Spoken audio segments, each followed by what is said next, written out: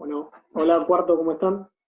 Me filmo hoy para darles la clase porque la idea es que justamente podamos mantener un vínculo un poco más fluido. Eh, Quizás dentro de poco tiempo, en un par de días, podamos hacer una clase por Zoom. En realidad, como nosotros no nos vemos más que una vez por semana, por ahí se puede armar algo para la semana que viene, el viernes que viene. Pero bueno, la idea era por lo menos dejarles una clase grabada para que tuvieran un poco más de contacto con lo que estábamos viendo. Así que hoy vamos a hacer la clase de esta forma. La idea no es que vean un video mío durante 120 minutos, que serían las 2 horas que tenemos, sin el espacio en el medio del recreo ni nada por el estilo, sino que sea una explicación de lo que venimos trabajando. Hasta ahora trabajamos sobre dos temas que están vinculados entre sí. El primer tema era todo el imperialismo y el colonialismo europeo.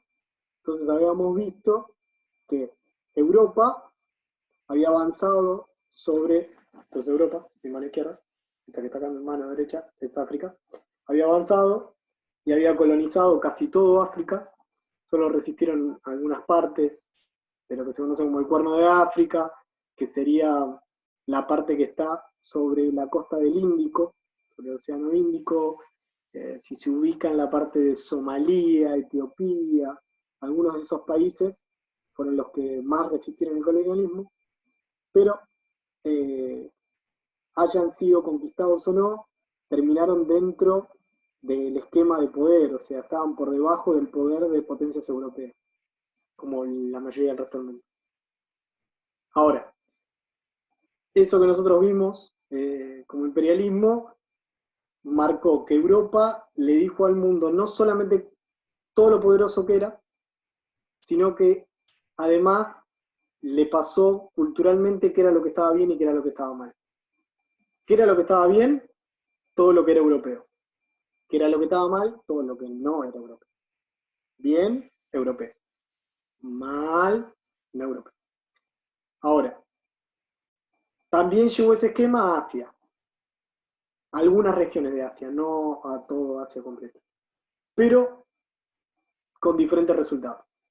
En principio, China, que durante miles de años, eh, más o menos el imperio chino 5.000 años, hasta el siglo XVIII, o sea, hasta lo que ustedes conocen como 1700, China era la máxima potencia mundial en cuanto al PBI per cápita.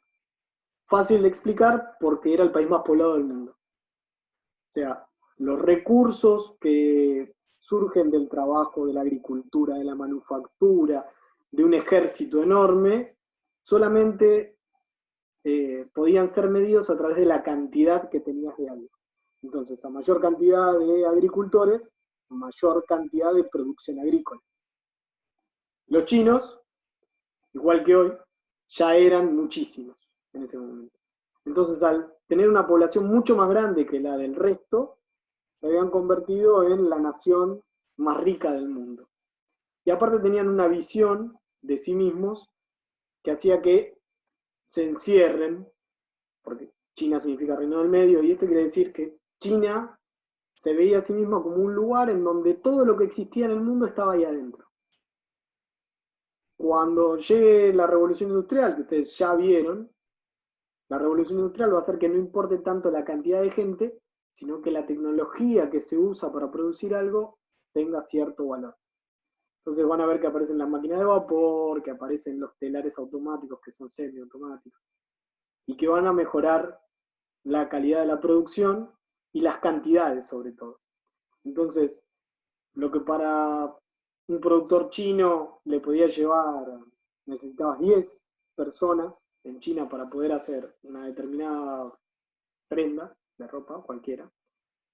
En Inglaterra, con un solo obrero, podía llegar a hacer lo mismo que esos 10.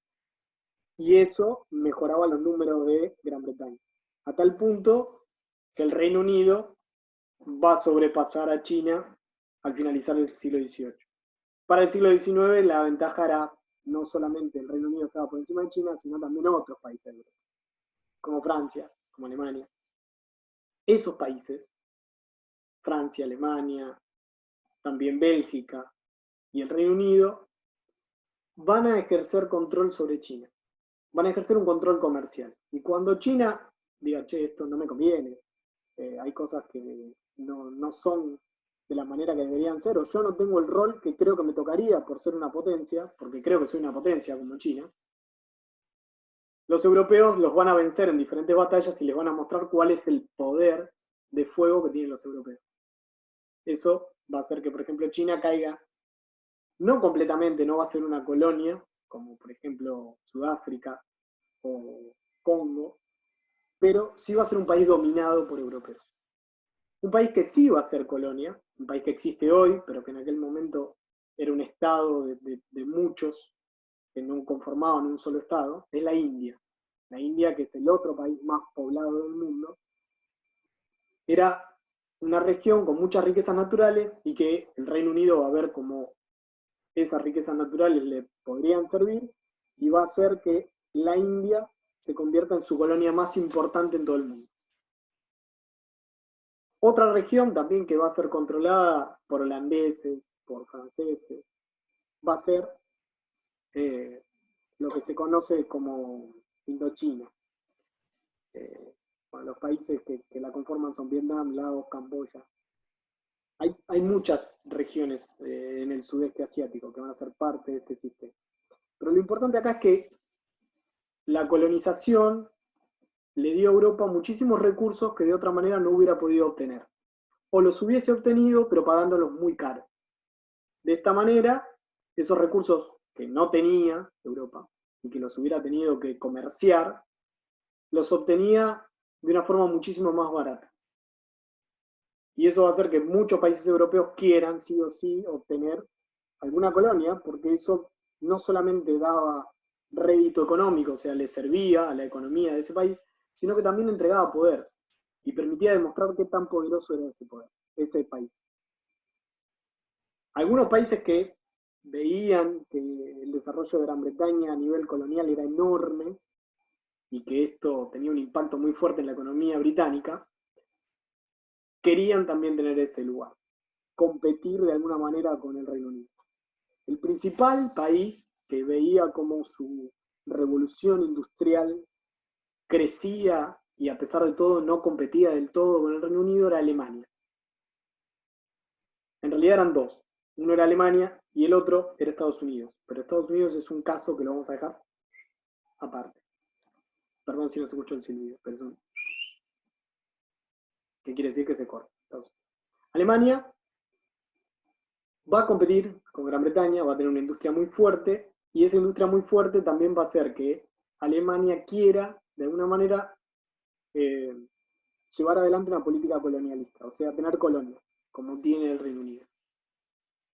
Esa lucha por obtener colonias, por llegar a determinados lugares donde ya estaba el Reino Unido, o Francia era un país que había tenido un avance colonial muy grande, o sea, tenía muchas colonias, pero que tecnológicamente y financieramente no estaba tan bien como Alemania. Alemania era superior a Francia en un montón de aspectos económicos, variables económicas, y sin embargo no tenía la misma cantidad de colonias que tenía Francia.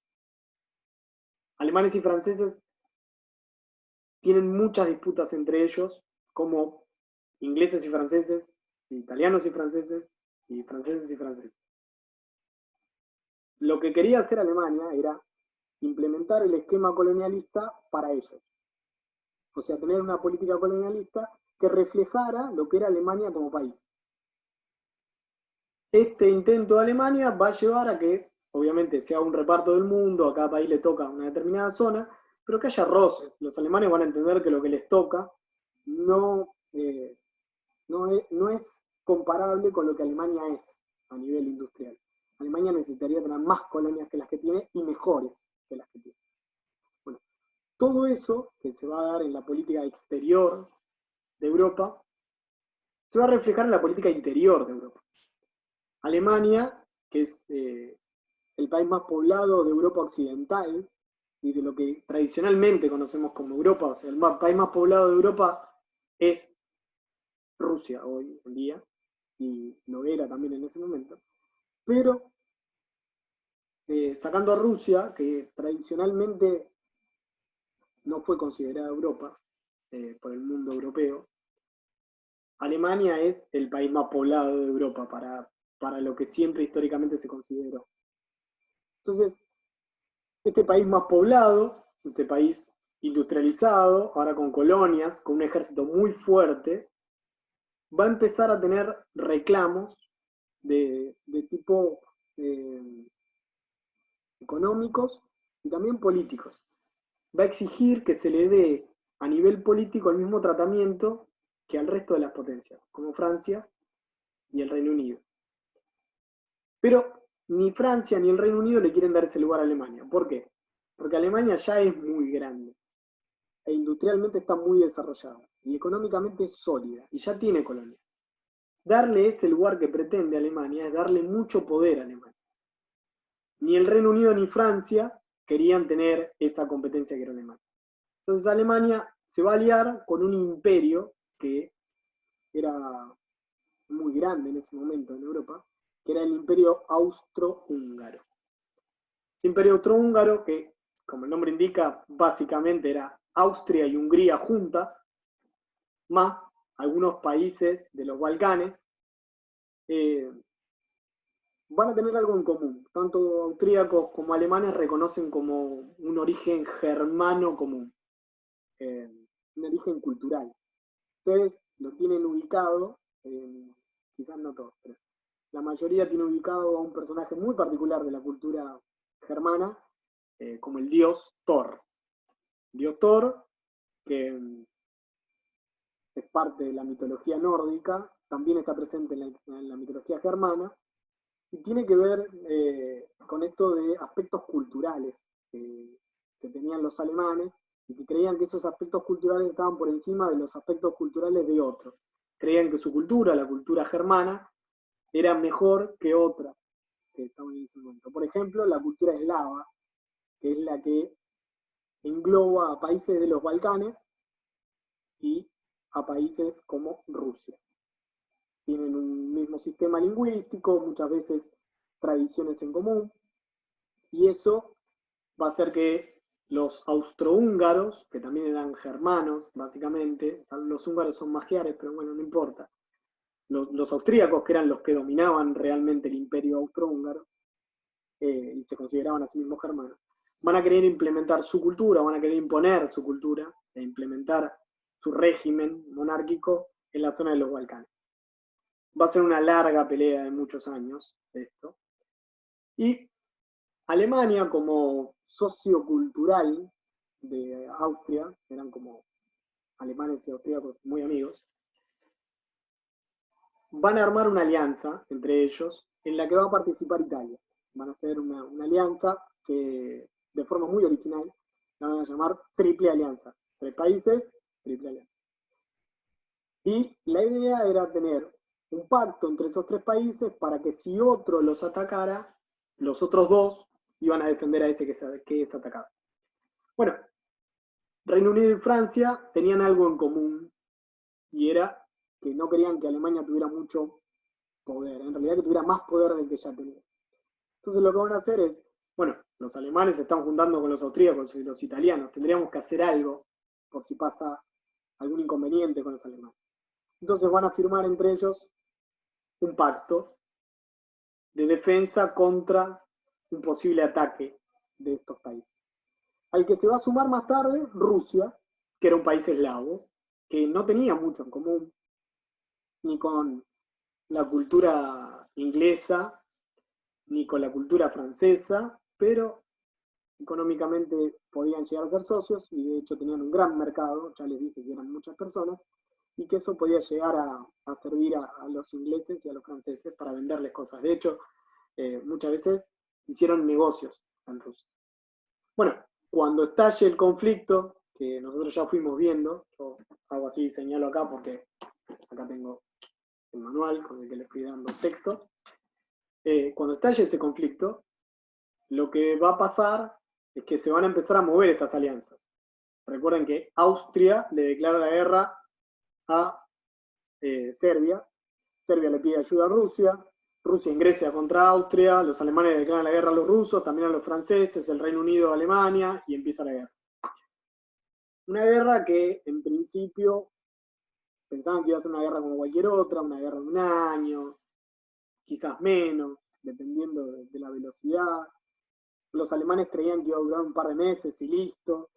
Pero bueno, la tecnología que se había mejorado en carácter de guerra había hecho que se fomente mucho esto de las trincheras. Las trincheras son estos pozos que se cavan en la tierra, vamos a hacer de cuenta que está en la tierra, entonces si yo disparo con mi ametralladora, vamos a dar por acá arriba, y supongamos que acá abajo está el soldado, la bala pasa por arriba. Así que no le pegarían al soldado, y eso es bueno. Es bueno para el soldado. Y eso va a hacer que se detengan en el medio de los combates, porque de este lado va a haber un alemán, de este lado va a haber un francés. Y lo que está en el medio de los dos se va a llamar tierra de nadie, y va a ser una zona que va a tener minas que al pisarlas exploten, va a tener alambres de púa, va a tener un montón de inconvenientes para que el francés y el alemán, que está de este lado, no crucen de un lado al otro. Y va a ser una guerra así durante mucho tiempo, una guerra paralizada, con muchas enfermedades, porque dentro de las trincheras vivían con ratas, las condiciones de higiene eran malísimas, murieron más adentro de la trinchera que afuera, fue bastante malo el sistema, pero bueno, había ametralladoras que te garantizaban morir en el instante en el que asomabas la cabeza, así que no era buena idea. También en esta época fue la implementación de los primeros tanques, de los aviones en guerra. En realidad los aviones, si bien se usaron, no fueron tan importantes, no cualquiera podía tener un avión, no cualquiera piloteaba un avión. Y también se usaron dirigibles, que son esos globos gigantes como ovalados.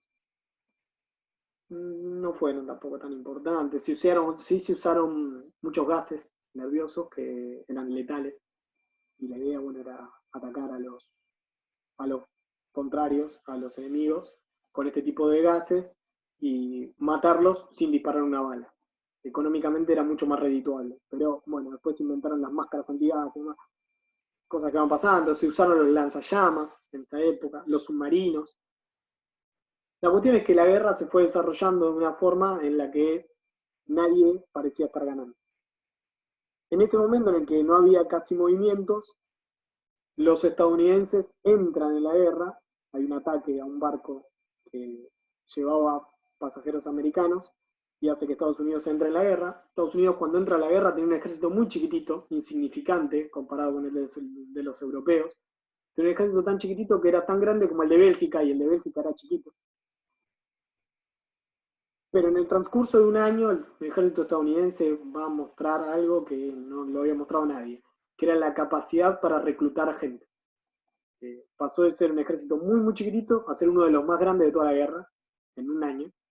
Y además tenía una gran ventaja, que es que su territorio estaba fuera de la zona de combate, entonces no eran atacados y podían seguir produciendo los mismos productos que venían produciendo antes de la guerra y abastecer a sus aliados.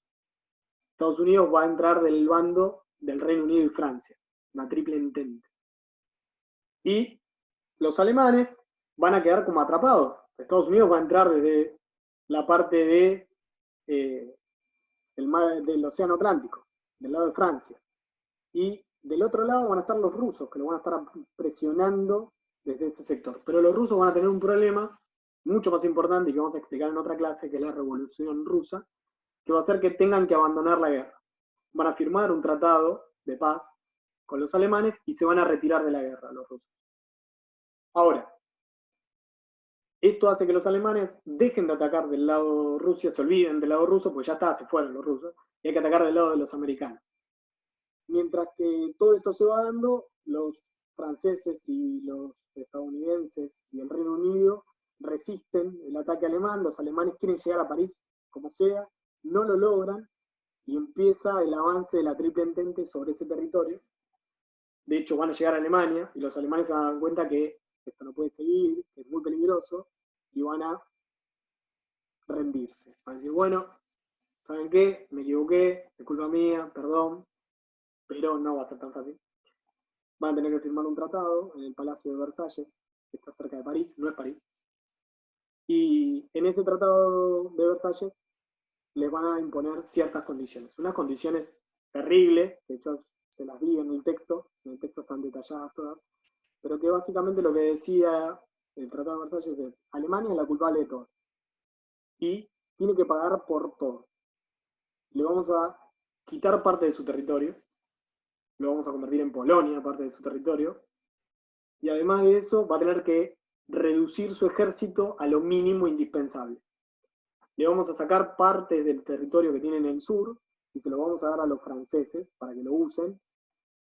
Y además de todo eso, Alemania como tal, el imperio alemán, deja de existir. Todas sus colonias no existen más. Además, porque no fue tanto lo que le sacamos, vamos a sacar un poco más, vamos a hacer que dejen de ser un imperio con un emperador o con un rey y se van a convertir en una república.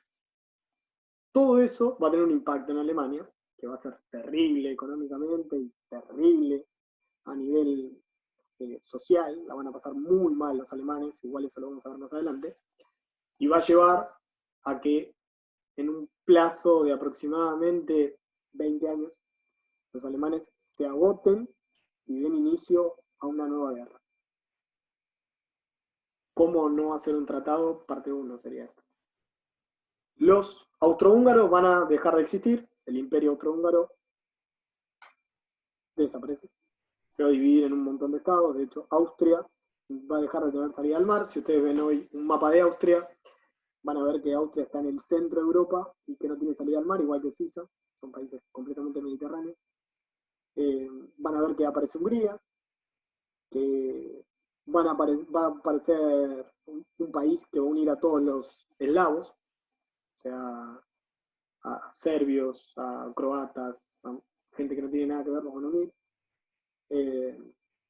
Va a aparecer en el mapa países que van a unir a checos con eslovacos, cosas muy raras. Va a aparecer Polonia.